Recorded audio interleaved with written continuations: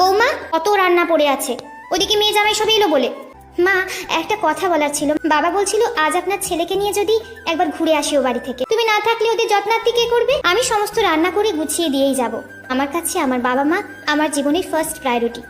তারা তাদের অর্থ এবং শ্রম দুটোই আমার পেছনে দিয়েছে বলেই আমি এত বড় হয়েছি। এখন আমার সময় হয়েছে তাদের কিছু ফিরিয়ে দেবার। সন্তান হিসেবে এটা আমার কর্তব্য। আর এবাড়ির বউ হিসেবে যে কর্তব্যগুলো আছে সেগুলো, ওই তো একটা ছোট্ট স্কুলে বাচ্চাদের পড়াও।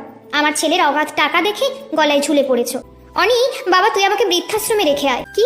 তুমি মাকে কি বলেছো রাত্রি? ক্ষমা চাও, এক্ষুনি আমার মায়ের কাছে ক্ষমা চাও। তোমার জন্য আজ আমার মায়ের চোখে জল এসেছে। আমি কোনো ভুল করিনি, তাই সরিও বলবো না। বাড়ি থেকে বেরিয়ে যাওয়ার কথা যখন উঠেছে তখন আমি বেরিয়ে যাচ্ছি। আপনি কেন যাবেন? এই বিনা মাইনের কাজের মেয়েকে যদি দরকার হয় ডেকে পাঠিও। আজ বরং আসি। বর্তমানে এমন অনেক রাত্রি আছে যারা শত যন্ত্রণা সহ্য করে শ্বশুরবাড়িতে থেকে যায়, কারণ তাদের কোনো যাওয়ার জায়গা নেই বলে।